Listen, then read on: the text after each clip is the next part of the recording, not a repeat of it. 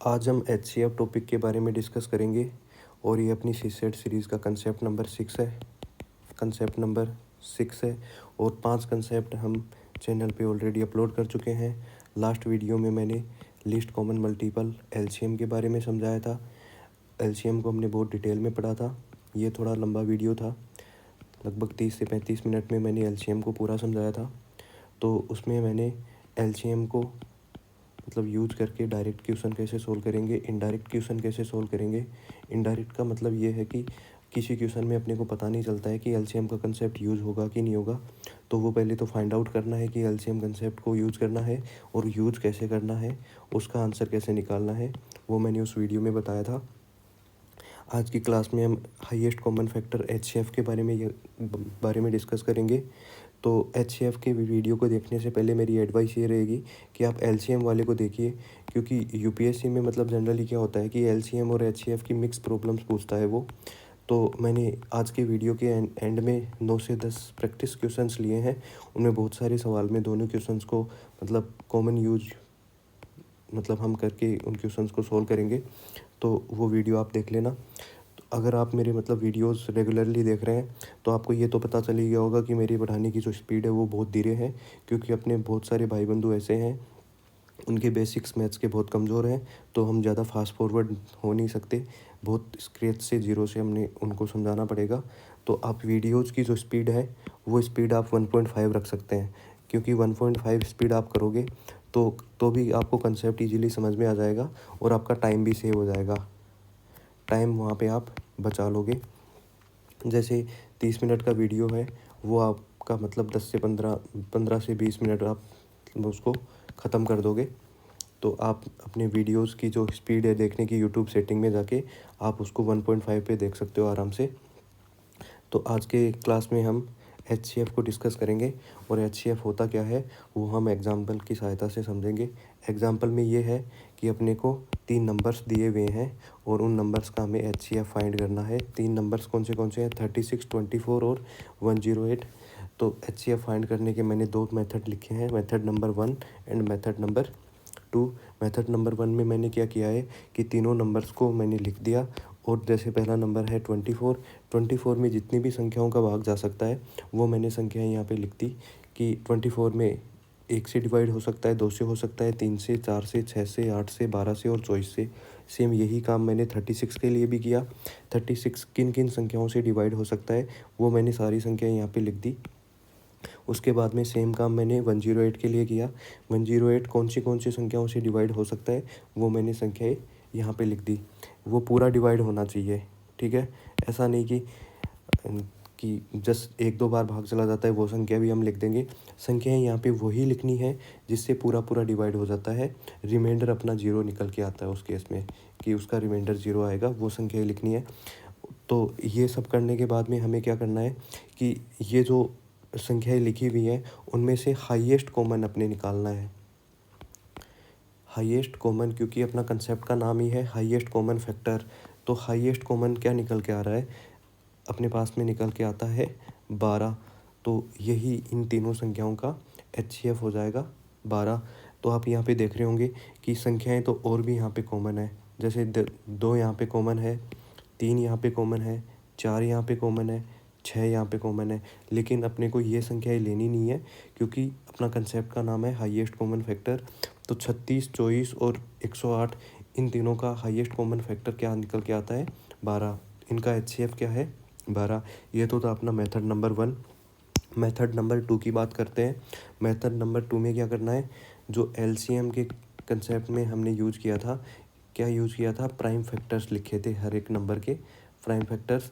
अगर आपको prime factors नहीं निकालना आते तो आप एलसीएम का वीडियो देखिए, मैंने वहाँ पे समझा रखा है कि प्राइम फैक्टर्स निकलते कैसे हैं।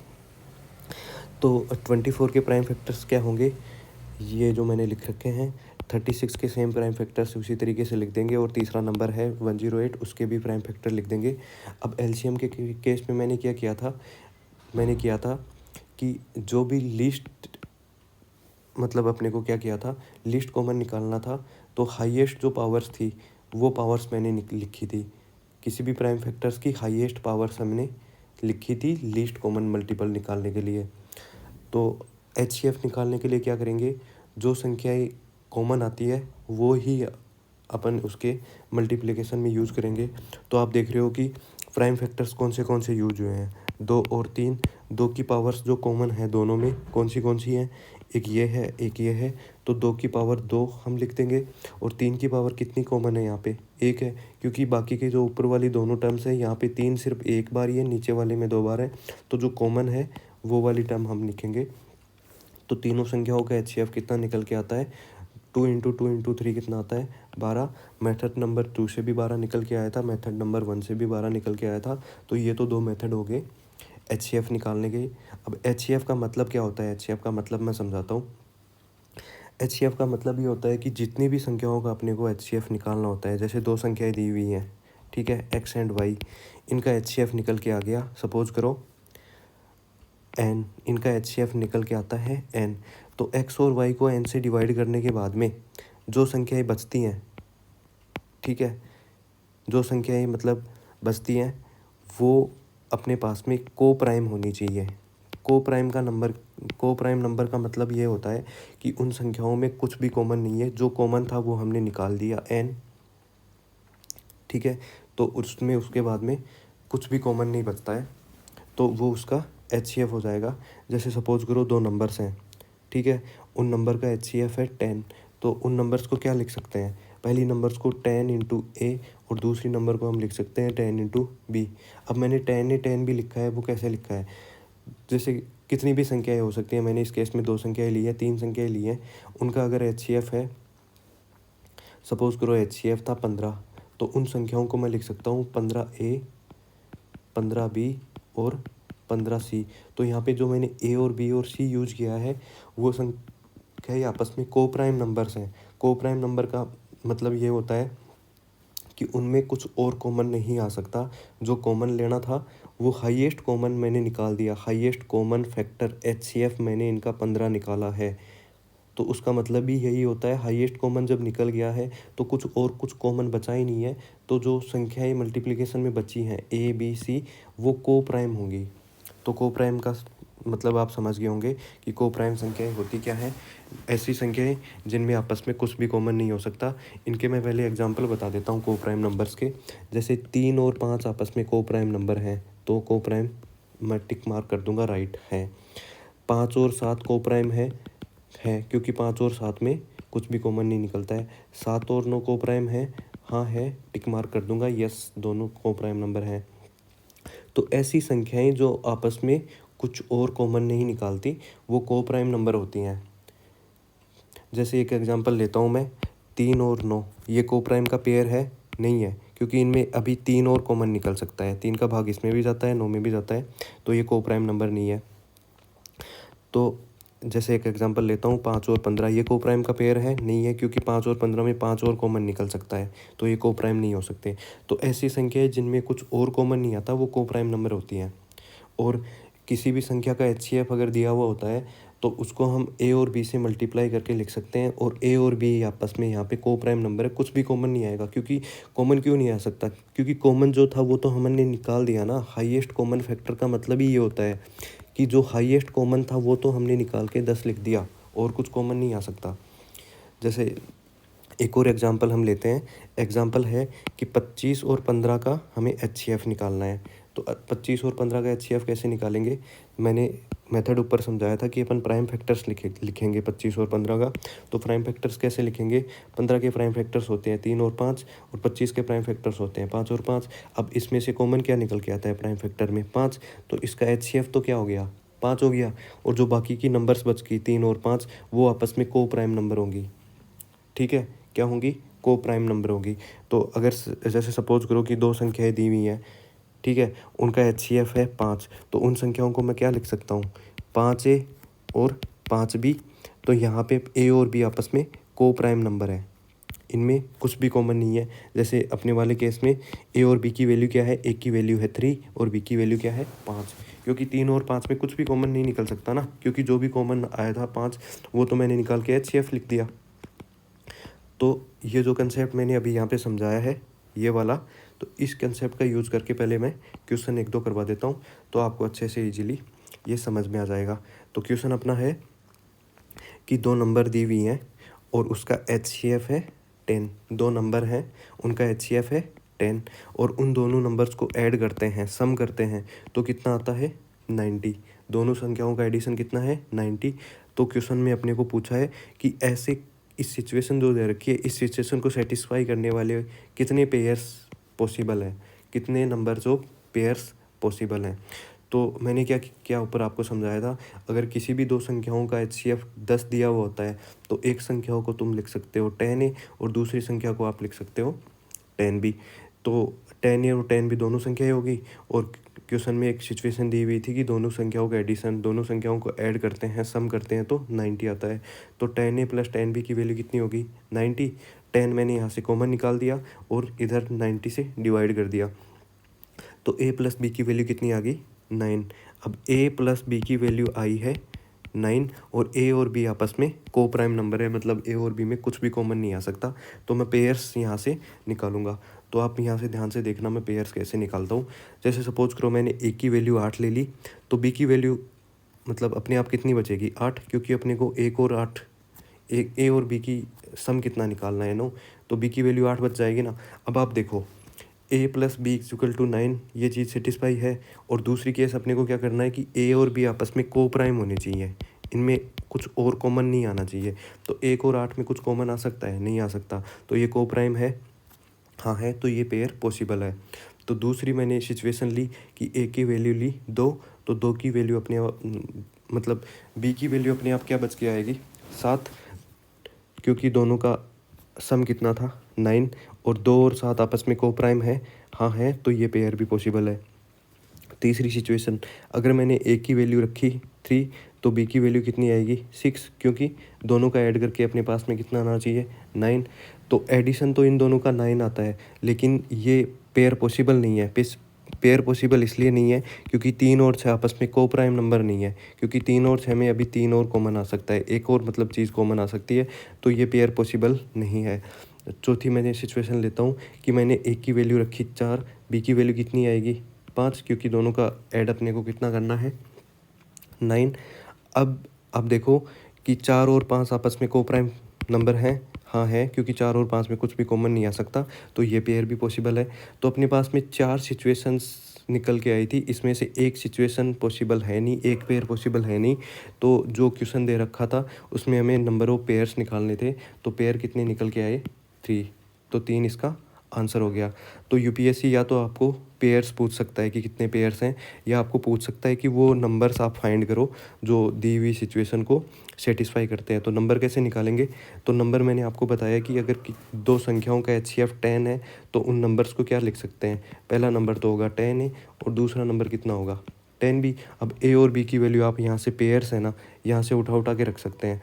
जैसे एक की वैल्यू आप 1 रख सकते हो तो B की वैल्यू कितनी रखनी पड़ेगी आपको 8। अगर एक की वैल्यू आप 2 रखते हो तो B की वैल्यू कितनी रखनी पड़ेगी 7। अगर एक की वैल्यू अगर आप 4 रखते हो तो B की वैल्यू आपको कितनी रखनी पड़ेगी 5। अब ये 10A और 10B की वैल्यू आप यहाँ लिख सकते हो। पहले केस में कितनी आई थी 10 और 80, इनका HCF 10 है और इनका एडिशन करने पे 90 आ रहा है। क्वेश्चन में दे रखा है कि इनका एडिशन 90 होना चाहिए, तो 10 और 80 का एडिशन 90 है, ठीक है। दूसरे केस में वैल्यू 2 और 7 पुट करोगे तो नंबर्स कितनी निकल के आएंगी 20 और 70। इनका HCF 10 है और एडिशन कितना निकल के आ रहा है 90, होगी सेटिस्फाई। और तीसरी मतलब सिचुएशन में अगर A और B की वैल्यू अगर 4 और 5 पुट करते हो तो नंबर्स आती हैं 40 और 50 और इनका सम आता है 90। तो ये तीनों होगी नंबर्स। चलो क्वेश्चन नंबर 2 डिस्कस कर लेते हैं। क्वेश्चन में क्या दे रखा है कि दो नंबर्स का HCF है 12, HCF इनका कितना है 12, और उन दोनों नंबर्स का प्रोडक्ट अगर उन दोनों नंबर्स को अपन मल्टीप्लाई करते हैं तो कितना आता है 1728, 1728 इनका प्रोडक्ट आता है। अब अपने को पेयर्स यहाँ पे निकालने हैं, तो मतलब कंसेप्ट वही यूज़ करना है जो मैंने ऊपर समझाया था। अगर दो नंबर्स का HCF 12 आता है तो नंबर्स को क्या लिख सकते हैं, पहला नंबर है 12A और दूसरा नंबर कितना होता है 12B। अब 12A और 12B का प्रोडक्ट दे रखा है क्वेश्चन में 1728। A और B की वैल्यू निकल के आती है 12, क्योंकि 12 और 12 को मैंने इसके डिवाइड में लिख दिया और इससे कट कर दिया, तो A मल्टीप्लाई B, इसकी वैल्यू कितनी आती है 12। अब मैं यहाँ पे मतलब पॉसिबल सिचुएशंस देखता हूँ कि क्या क्या पॉसिबल हो सकता है। अगर मैंने ए की वैल्यू 1 ली तो बी की वैल्यू कितनी आएगी 12, क्योंकि इन दोनों को मल्टीप्लाई करने के बाद अपने को कितना आना चाहिए 12। एक और 12 आपस में को प्राइम है, तो ये वाला पेयर पॉसिबल है। दूसरा पेयर लेता हूँ, मैंने एक की वैल्यू 3 रखी, तो बी की वैल्यू कितनी आएगी 4, क्योंकि 3 और 4 का मल्टीप्लाई कितना होता है 12, और 3 और 4 आपस में को प्राइम नंबर है, हाँ है, तो ये पेयर भी पॉसिबल है। तीसरी सिचुएशन में लेता हूँ, अगर मैंने ए की वैल्यू रखी 6, तो बी की वैल्यू कितनी आएगी 2, क्योंकि 6 और 2 को मल्टीप्लाई करने के बाद अपने को 12 चाहिए। लेकिन ये पेयर पॉसिबल नहीं है, क्योंकि 2 और 6 है ना आपस में को प्राइम नंबर नहीं है। को प्राइम नंबर क्यों नहीं है, क्योंकि इनमें से अभी 2 और कॉमन निकल सकता है। तो को प्राइम नंबर क्या होते हैं कि ऐसे नंबर्स जो आपस में कुछ भी कॉमन नहीं निकलता हो, वो दोनों मतलब किसी दूसरे नंबर के प्राइम फैक्टर्स हैं, तो वो अपने पास में को प्राइम नंबर होते हैं। तो इस क्वेश्चन नंबर 2 में कितने पेयर्स आएंगे, आंसर क्या आएगा 2 पेयर। सिचुएशन 3 पॉसिबल है, लेकिन एक अपने क्वेश्चन को सेटिस्फाई नहीं करती, क्योंकि 2 और 6 आपस में को प्राइम नंबर नहीं है, तो 2 पेयर इस क्वेश्चन का आ गया आंसर।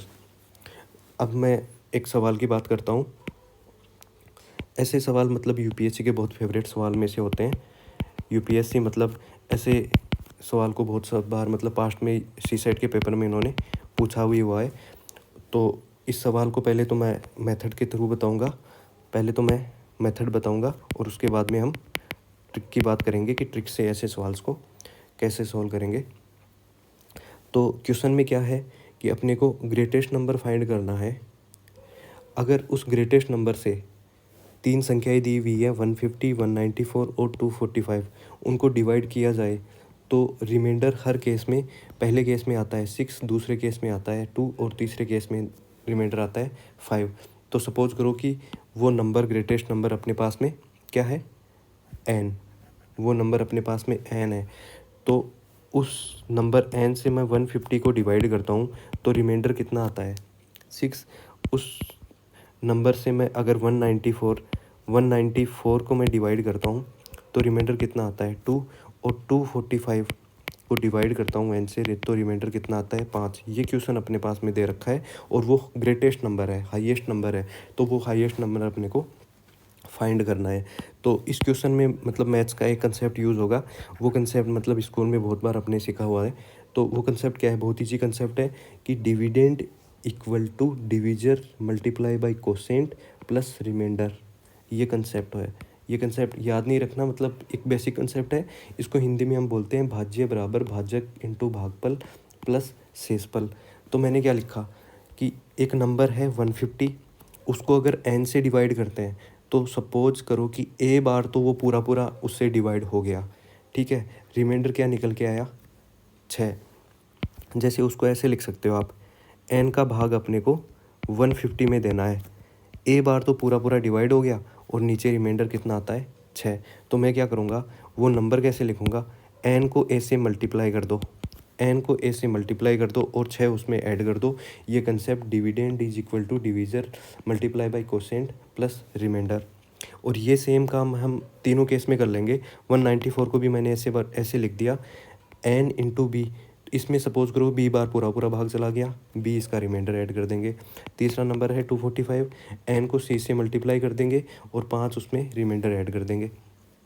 अब क्या किया मैंने, 6 को साइड चेंज करके 150 की साइड लेके गया तो वो माइनस का हो गया। तो n is equal to 144, 6 minus कर देंगे 150 में से, n B is equal to 192, 2 minus कर देंगे 194 से, और n C is equal to 240, 5 minus कर देंगे 255 से। अब आप देख रहे हो कि तीन नंबर हैं 144, 192 और 240। अगर तीनों नंबर को मैं एन ए, एन बी और एन सी लिख सकता हूँ, तो एन तो मैंने यहाँ पे कॉमन ले लिया और ए बी सी आपस में को प्राइम नंबर हो गए, ठीक है, को प्राइम नंबर हो गए। क्योंकि कॉमन आता तो इसमें एन में आ जाता ना, जितनी भी संख्या कॉमन आती है वो एन में आ चुकी है। तो 144, 192 और 240 का जो HCF है ना एन, यही वो अपने पास में ग्रेटेस्ट नंबर है। क्योंकि मैंने अज्यूम किया था कि एन वो ग्रेटेस्ट नंबर है जो दी हुई तीन नंबर्स को डिवाइड करने के बाद में रिमाइंडर बचता है 6, 2 और 5। तो मैं क्या करूँगा, 144, 192 और 240 का मैं HCF निकाल दूंगा। और HCF निकालने के लिए वही मैंने इसके प्राइम फैक्टर्स लिखे हैं। और प्राइम फैक्टर्स निकालने के बाद में जो हाईएस्ट कॉमन आता है वो कॉमन निकाल के मैंने लिख दिया। तो 2 की पावर यहाँ से 4 कॉमन आती है, यहाँ भी 4 से 4 कॉमन आती है, यहाँ भी 4 कॉमन आती है, तो 2 की पावर 4 लिख दिया।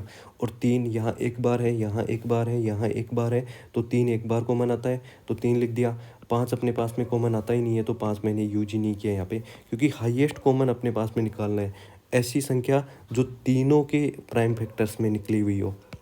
ऐसा नहीं कि एक में 5 है तो 5 यूज़ कर लेंगे, वो नहीं करना। 5 यूज़ करते, लेकिन 5 हम कब यूज़ करते, लीस्ट कॉमन मल्टीपल निकालने के टाइम 5 को यूज़ कर लेते। लेकिन हाईएस्ट कॉमन निकालते टाइम अपन 5 को यूज ही नहीं करेंगे, क्योंकि 5 तीनों में होना चाहिए। एक में होने से काम नहीं चलेगा, तीनों में होना चाहिए। तो ऐसी संख्या कॉमन निकाल लेंगे जो तीनों में है। तो HCF इन तीनों नंबर्स का कितना निकल के आता है, 48। तो 48 अपना इस क्वेश्चन का आंसर हो गया। वो ग्रेटेस्ट नंबर कितना है, 48 है। तो अब ऐसा क्वेश्चन अपने पास में अगर दोबारा से आता है तो ये सारी मतलब अपने को कैलकुलेशन करने की ज़रूरत नहीं है, अपन ट्रिक का यूज़ करेंगे। ट्रिक क्या होगी, अब ट्रिक मैं बता देता हूँ। ट्रिक क्या करेंगे, जो भी नंबर्स दी हुई होती हैं क्वेश्चन में और उनके जो रिस्पेक्टिव रिमाइंडर्स दिए हुए होते हैं, ठीक है। जैसे अपने पास में क्वेश्चन में दिया हुआ था कि 150 का रिमाइंडर कितना था, 6, और 194 का रिमाइंडर कितना था, 2, और 245 का रिमाइंडर कितना था, 5। अब इन रिमाइंडर्स को आप इन नंबर से माइनस करो, ठीक है। माइनस करने के बाद में पहले कितना आता है, 144, फिर कितना आता है 192, और तीसरा का रिमाइंडर माइनस करेंगे तो तीसरे का रिमाइंडर करने के बाद में कितना बचता है, 240। तो इनके रिमाइंडर्स उन नंबर्स में से माइनस करके और जो भी संख्याएँ आती हैं ना उनका आप HCF लिख दो, वही अपने क्वेश्चन का आंसर आ जाएगा, ठीक है। अब आप बोलोगे कि सर 150, 194, 245 का अगर डायरेक्टली हम HCF निकालते तो वो नहीं है, वो गलत हो जाता अपना सवाल, वो अपना आंसर नहीं हो सकता, ठीक है। क्योंकि अपने पास में जो रिमाइंडर्स बच रहे हैं 6, 2 और 5, उनको माइनस करने के बाद में जो नंबर्स निकल के आती हैं उनका हमें HCF लेना पड़ेगा, और वो अपने क्वेश्चन का आंसर बचेगा। वो HCF निकल के आता है, वही 48 इसका आंसर होगा, ठीक है। ये तो हो गई एक टाइप का सवाल। अब दूसरे टाइप के सवाल की बात करते हैं। ऐसे सवाल भी मतलब UPSC बहुत बार पूछ लेता है, और मतलब CSET के 2020 के पेपर में आप जाके देखोगे तो UPSC ने ऐसा एक सवाल पूछ रखा है कि हर केस में सेम रिमाइंडर बचता है, तो वो अपने को ग्रेटेस्ट नंबर निकालना है। क्वेश्चन क्या है कि find the greatest number which divides 480, 600 and 800 और in each case leaves same remainder, ठीक है। ईच केस में अपने पास में रिमाइंडर क्या आता है, सेम। जैसे सपोज करो कि वो मैंने नंबर ले लिया n, अब मैं n से 480 को भी डिवाइड करूँगा, 600 को भी डिवाइड करूँगा और 800 को भी डिवाइड करूँगा, तो हर केस में रिमाइंडर सेम निकल के आता है r। तो ये तो मैंने इसकी जनरल फॉर्म लिख दी, जैसे मैंने ऊपर वाले केस में किया था। ये तीनों मैंने जनरल फॉर्म लिख रखी है, वैसे मैंने जनरल फॉर्म नीचे वाले क्वेश्चन में भी लिख दी। अब मैंने क्या करना है कि मैं जो यहाँ पे वेरिएबल है r, उसको मैं एलिमिनेट करूँगा। और एलिमिनेट करने के लिए मैं क्या करूँगा, ये जो इक्वेशन दे रखी है उनको मैं नाम दे देता हूँ, इक्वेशन नंबर 1, इक्वेशन नंबर 2 और इक्वेशन नंबर 3। मेरे को r को एलिमिनेट करना है, तो r को एलिमिनेट करने के लिए मैं क्या करूँगा, पहले इक्वेशन नंबर 3 में से इक्वेशन नंबर को 2 को माइनस करूँगा, तो r एलिमिनेट हो जाएगा और मेरे पास में निकल के आएगी ये इक्वेशन, ठीक है। इसी इक्वेशन को मैं नाम दे देता हूँ इक्वेशन नंबर 4। फिर दोबारा मैं क्या करूँगा, इक्वेशन नंबर 2 में से इक्वेशन नंबर 1 को माइनस करूँगा, इस इक्वेशन में से इस इक्वेशन को, तो मेरे पास में डिफरेंट इक्वेशन निकल के आती है। उसको इक्वेशन को मैं नाम दे देता हूँ 5। फिर मैं करूँगा कि इक्वेशन नंबर 3 में से इक्वेशन नंबर 1 को माइनस करूँगा और ये मेरे पास में निकल के आता है, और उसको मैं नाम दे दूँगा 6। तो अपने पास में आया क्या, मतलब फाइनली 200 कहाँ से आया, मतलब आप देखो 800 में से 600 को माइनस करोगे 200 आएगा। 120 कैसे आया, 600 में से 480 को माइनस करोगे 120 आया। 320 कहाँ से आया, 800 में से 480 को माइनस करोगे तो 320 आया। तो मैंने क्या बताया कि ये जो इक्वेशंस हैं इनको आपस में माइनस करोगे तो ये इक्वेशंस अपने पास में आई। अब वही सेम जो ऊपर मैंने किया था वही अपने को काम करना है कि ये जो इक्वेशंस लिखने के बाद में नंबर्स आए ना उनका हमें HCF लेना है। 320, 200, 120 का HCF लेना है 40, और वही अपना आंसर हो जाएगा इस क्वेश्चन का कि ग्रेटेस्ट नंबर है, 3 नंबर्स को डिवाइड करेगा और सेम केस में हर केस में सेम रिमाइंडर अपने पास में बचेगा और वो नंबर कितना है 40। ठीक है, तो इस क्वेश्चंस को मतलब इस टाइप के क्वेश्चन को सोल्व करने के लिए ना आप मतलब फिर से मेथड का यूज़ मत करो, ट्रिक मैं बता देता हूँ ट्रिक आपको क्या यूज़ करनी है। ठीक है, जो भी नंबर्स दिए हुए होते हैं उनको आपस में माइनस कर दो एक दूसरे से। जैसे 3 नंबर दिए हुए होते हैं 1 2 3, ठीक है, 3 नंबर दिए हुए होते हैं, तो तीनों को माइनस कैसे करोगे? जो भी बड़ा नंबर है पहले उसको एक को, जैसे सबसे बड़ा नंबर जैसे सपोज करो ये है, उसके बाद में ये है और उसके बाद में ये है, ये इनका सीक्वेंस हो गया। तो आप क्या करोगे, एक में से पहले 2 को माइनस करके लिख दोगे, फिर 2 में से 3 को माइनस करके लिख दोगे, फिर 1 में से 3 को माइनस करके लिख दोगे। ऐसे अपने पास में 3 डिफरेंट नंबर आ गए। अब जो 3 डिफरेंट नंबर आए ना उनका HCF ले दो और वही अपने क्वेश्चन का आंसर हो जाएगा। जैसे ऊपर वाले क्वेश्चन में आप देख लो 480, 600 और 800 3 नंबर थे। सबसे बड़ा नंबर ये है, फिर ये है और सबसे छोटा 480 है। मैंने क्या किया, 480 800 में से माइनस की करके लिखा यहाँ पे, 480 600 में से माइनस करके लिखा 120 यहाँ पे, और 600 800 में से माइनस करके लिखा 200 यहाँ पे। तो माइनस करके तीनों को लिख दो। आपको ये मतलब कैलकुलेशन और बाकी की यूज ही नहीं करनी। तीनों नंबर दिए हुए हैं, उनमें से तीनों नंबर को आपस में माइनस करके लिखो और जो नंबर्स आते हैं उनका HCF ले दो, वही आंसर हो जाएगा। ऊपर वाले केस में मैंने क्या किया था, जो भी रिमाइंडर्स आते हैं उनको अपने रिस्पेक्टिव नंबर में से माइनस करो और जो भी नंबर आते हैं उनका HCF ले दो, वो आंसर आ जाएगा। देख रहे हो आप कितनी मतलब सिंपल ट्रिक्स हैं। ये क्वेश्चंस मतलब कितने इजीली आप सोल्व कर दोगे, सेकंड्स में ये क्वेश्चन आप सोल्व कर सकते हो। आपको मेथड यूज़ नहीं करना, ट्रिक यूज़ करनी है। पहले केस में केस नंबर 1, टाइप नंबर 1 आप इसको बोल सकते हो कि क्वेश्चन का टाइप नंबर 1 है। ठीक है, टाइप नंबर 1 में आप क्या करोगे कि रिमाइंडर्स डिफरेंट है, जो भी नंबर्स दिए हुए हैं उनके रिमाइंडर्स आपस में माइनस कर दो, जो भी नंबर आते हैं उनके आप HCF निकाल के यहाँ पे लिख दो, 48 आंसर आ जाएगा। ठीक है, टाइप नंबर 2 में आप क्या करोगे कि सेम रिमाइंडर बच रहा है, क्वेश्चन देखोगे कि आप सेम रिमाइंडर का है, तो क्या करोगे, जो भी नंबर्स दिए हुए हैं उनको आपस में माइनस करके लिखोगे, बड़े में से छोटा माइनस करोगे। ठीक है, बड़े नंबर्स में से छोटा माइनस करोगे, जो भी नंबर्स आते हैं, नंबर्स निकल के आए 320 200 एंड 120, उनका HCF ले लोगे और जो भी आंसर आता है वो अपने क्वेश्चन का आंसर हो जाएगा। तो ये हो गए डायरेक्ट मतलब HCF की एप्लीकेशन पे सवाल। अब मैं एक और मैं आपको सवाल कराता हूँ, और ये भी one of the most favourite, ठीक है, one of the most favourite question of the UPSC HCF के सेक्शन से, HCF के टॉपिक से one of the most favourite ये सवाल है। तो सवाल में अपने को दे क्या रखा है पहले उसकी बात करेंगे, और पूछा क्या है उसकी बात करेंगे, और आपको मैं ये भी फाइंड आउट करना सिखाऊंगा कि आपको HCF का ही कंसेप्ट यहाँ पे यूज करना है, तभी ये क्वेश्चन सॉल्व होगा। एक गार्डन है, गार्डन में हमें कुछ प्लांट्स मतलब लगाने हैं। प्लांट्स कैसे लगाने हैं कि गुलाब के फूल हैं, गुलाब के मतलब प्लांट्स हैं वो है 48, मैरीगोल्ड के प्लांट्स हैं 72 और लोटस के प्लांट्स हैं 108। इतने हमें गार्डन में प्लांट्स लगाने हैं। लेकिन प्लांट्स लगाने की अपने पास में कुछ कंडीशंस हैं। ठीक है, क्या कंडीशन है? पहली कंडीशन ये है कि जो ईच रो है ना, हर एक रो में, पंक्ति में इक्वल नंबर ऑफ प्लांट्स होने चाहिए। ठीक है, जैसे रो लगाई, रो नंबर 1 2 3, ठीक है, तो तीनों रो में क्या करना है, जैसे सपोज करो इस रो में अगर 10 प्लांट है तो इसमें भी 10 ही होनी चाहिए, इसमें भी 10 ही होनी चाहिए, जितनी भी रो आती है ना सब में इक्वल नंबर ऑफ प्लांट्स होने चाहिए। ये तो होगी कंडीशन नंबर 1। अब कंडीशन नंबर 2 कि हर एक रो में है ना वो पर्टिकुलर वैरायटी के प्लांट्स ही होने चाहिए। जैसे सपोज करो इस वाली रो में अगर गुलाब के प्लांट्स है ना तो पूरे गुलाब के होने चाहिए। ऐसा नहीं है कि एक गुलाब का लगा दिया, दूसरा मैरीगोल्ड का लगा दिया, तीसरा लोटस का लगा दिया, ऐसा नहीं होना चाहिए। पर्टिकुलर वैरायटी के प्लांट्स ही होने चाहिए हर एक रो में। ये तो कंडीशन हो गई। और फाइंड क्या करना है कि लीस्ट नंबर ऑफ रोज कितनी रिक्वायर्ड है, वो अपने को फाइंड करनी है, लीस्ट रोज।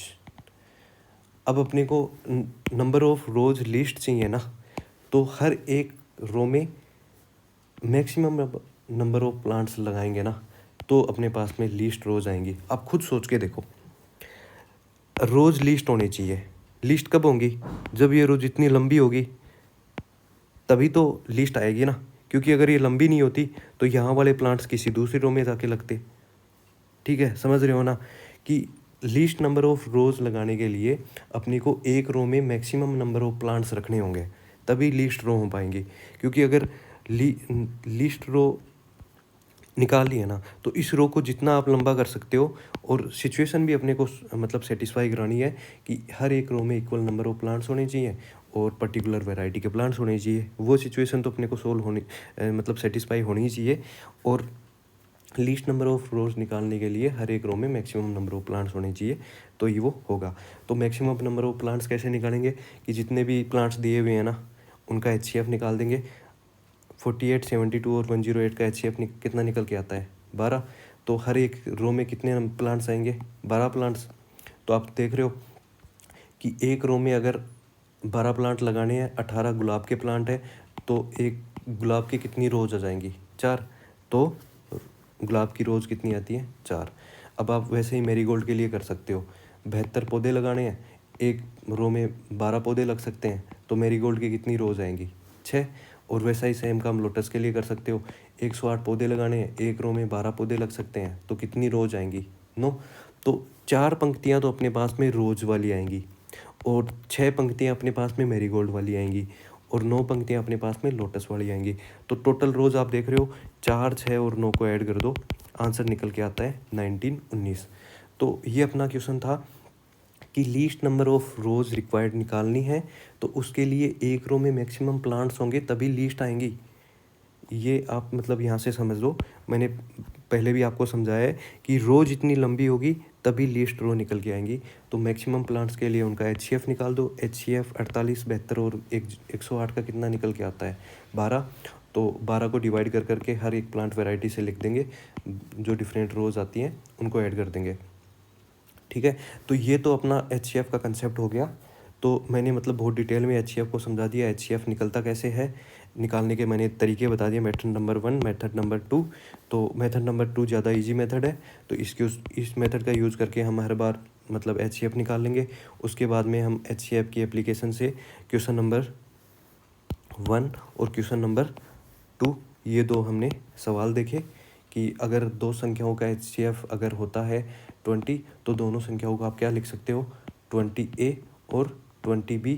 A और B यहाँ पे अपने पास में को प्राइम नंबर होते हैं, और को प्राइम नंबर क्या है कि ऐसी नंबर्स जिनमें कुछ और कॉमन नहीं आ सकता, वो को प्राइम नंबर है।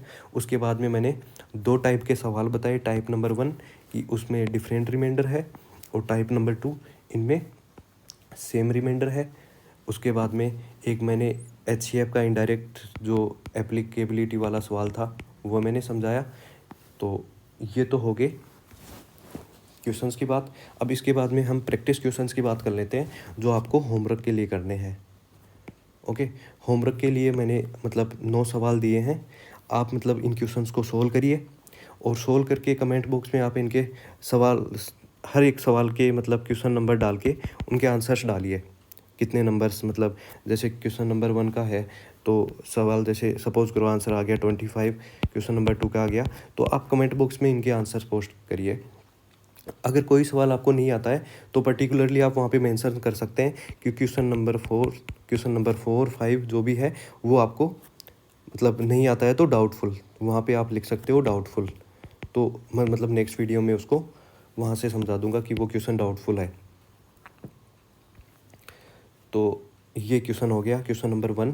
क्वेश्चन नंबर 1 भी यही है कि अपने पास में एक रेक्टेंगुलर क्लॉथ दे रखा है, उसकी डायमेंशन दे रखी है, उसको इक्वल स्क्वायर्स में निकालना है।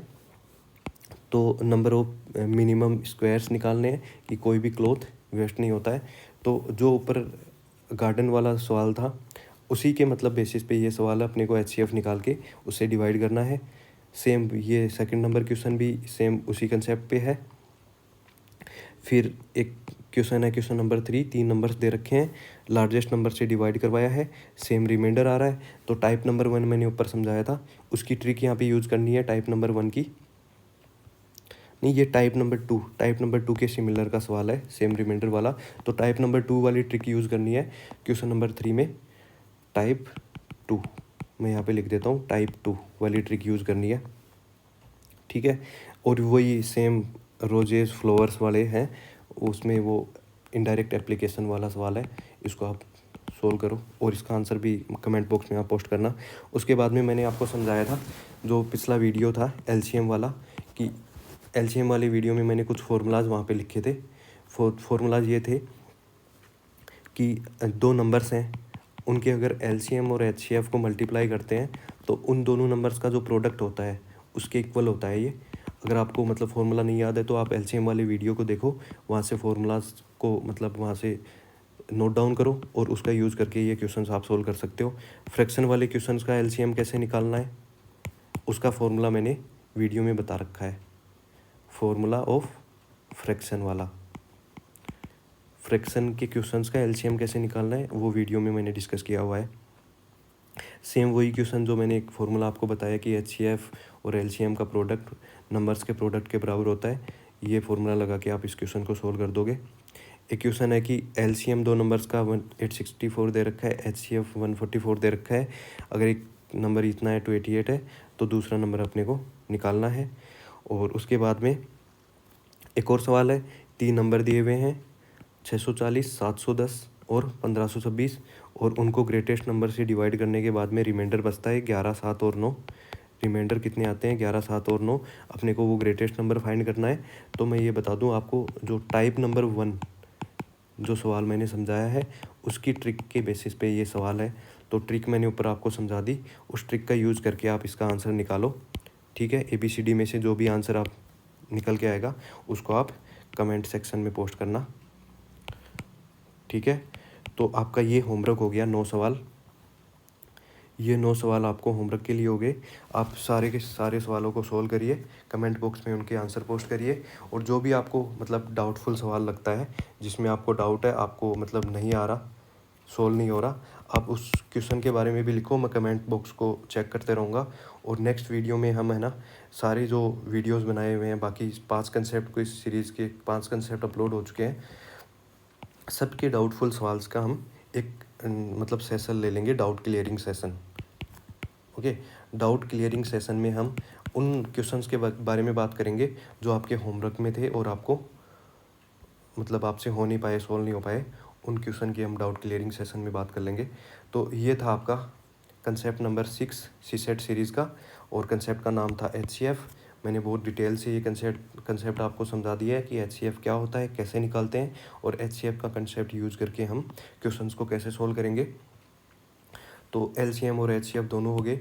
अगर आप एलसीएफ और एलसीएम के वीडियोस को देखते हो और नोट डाउन करते हो, आपके नोट्स में अगर आप मतलब ट्रिक्स को लिख लेते हो, तो कोई मतलब ऐसा सवाल नहीं होगा एचसीएफ एलसीएम का जो आप सोल्व नहीं कर पाओगे।